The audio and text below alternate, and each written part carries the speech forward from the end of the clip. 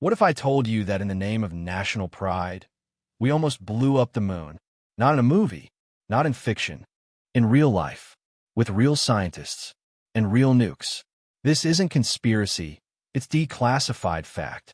In the 1950s, a U.S. military program called Project A119 drafted a plan to detonate a nuclear bomb on the moon as a show of Cold War strength. This story was buried for decades, until it resurfaced and shook the scientific community. Stay with us, because what you're about to hear could change how you see the Cold War, the moon, and even Carl Sagan. Subscribe to Infinity Now, where we unearth what others prefer to forget, because some truths are too strange to stay buried. The year is 1958. Tensions between the United States and the Soviet Union are boiling. The arms race is in full swing, and the space race is heating up faster than the atmosphere of a re-entering warhead. Sputnik, the Soviet satellite, has just been launched. For the first time, a human-made object is orbiting Earth, and it's not American. Panic sets in at the Pentagon. U.S. military planners realize they need a symbolic win, something so visibly dominant that it would shake the Soviets to their core. And that's when a group of strategists and physicists propose the unthinkable. Let's nuke the moon. The concept? Launch a nuclear warhead to the lunar surface, detonate it, and create a visible explosion that could be seen from Earth with the naked eye. A cosmic, we're still number one. It sounds like sci-fi lunacy, but Project A119 was real. Funded by the U.S. Air Force and developed at the Illinois-based Armor Research Foundation. The project was officially titled, A Study of Lunar Research Flights.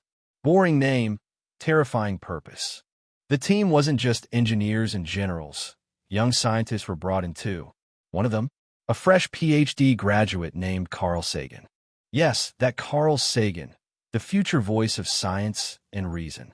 Back then, just a mathematician helping to calculate how big the lunar explosion would look from Earth. His involvement wasn't some accident.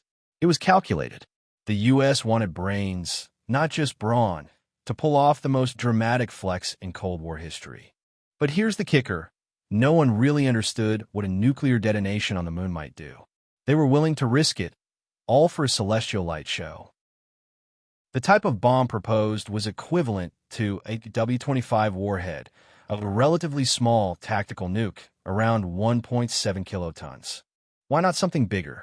Because a larger payload would require a heavier rocket, something even the U.S. didn't have the tech to launch accurately to the moon at that point. Instead, they chose precision. The idea was to strike the edge of the lunar surface during a new moon phase, creating a contrast-lit mushroom cloud to be visible from Earth. Scientists calculated the impact site carefully. The explosion wouldn't create a crater. It would vaporize rock and send a glowing plume of radioactive dust into space. The symbolism was more important than the science. This was about psychology, not planetary research. What they didn't consider: the moon's extremely low gravity and lack of atmosphere meant debris could be flung unpredictably into lunar orbit, or worse, toward Earth. Radioactive contamination in space isn't like a fallout cloud on Earth. There's no rain to clean it. It just lingers. Forever. What if particles drifted towards satellites? Or future space stations? That wasn't in the memo. But again, victory first. Logic later. The project documents even noted that the goal was to dazzle the global population with U.S. superiority. This was propaganda at nuclear scale, and it nearly became reality. Let's pause for a second, because this story gets weirder. Carl Sagan, the man who would later promote peace, understanding, and planetary protection, was part of this. Yep, he was hired to calculate how the dust cloud from the moon blast would reflect sunlight. Okay, would it be visible enough for Earth population to be impressed? Years later, someone discovered that Sagan may have referenced this classified work in his PhD application to Berkeley, possibly exposing secrets before the program was declassified. Was it intentional? Maybe not, but it sparked controversy decades later when historians found his application. Sagan never publicly addressed the leak, but insiders say he was deeply ashamed of his involvement. It haunted him. He went on to become a staunch advocate against nuclear proliferation and space militarization. Ironically, his cosmic career may have started with a nuke on the moon equation.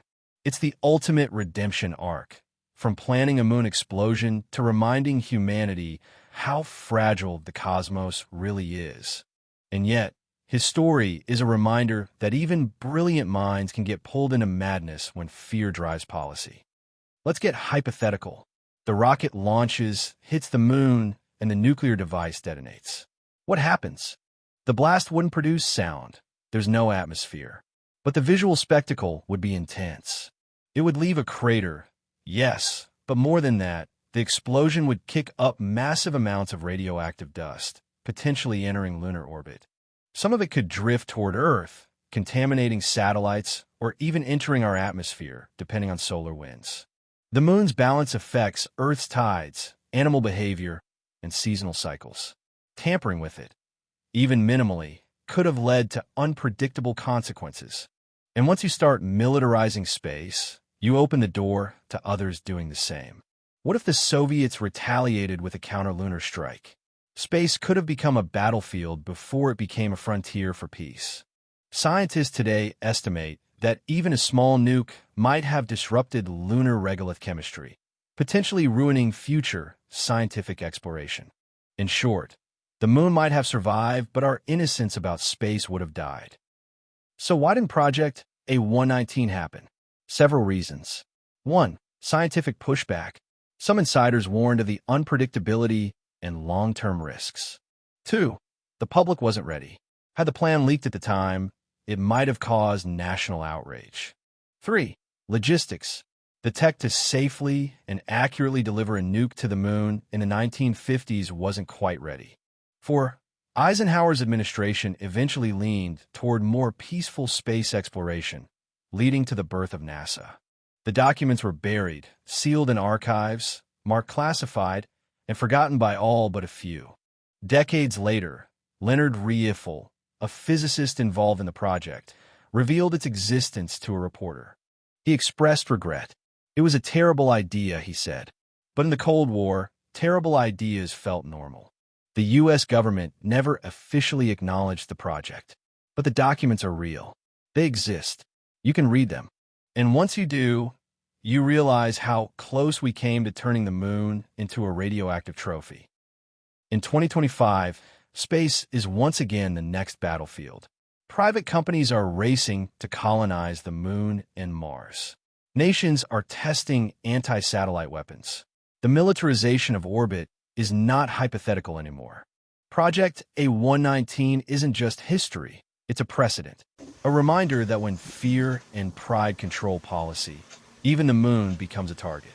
Today's technology makes it easier than ever to send explosives into space. But the question is, will we repeat the same mistakes?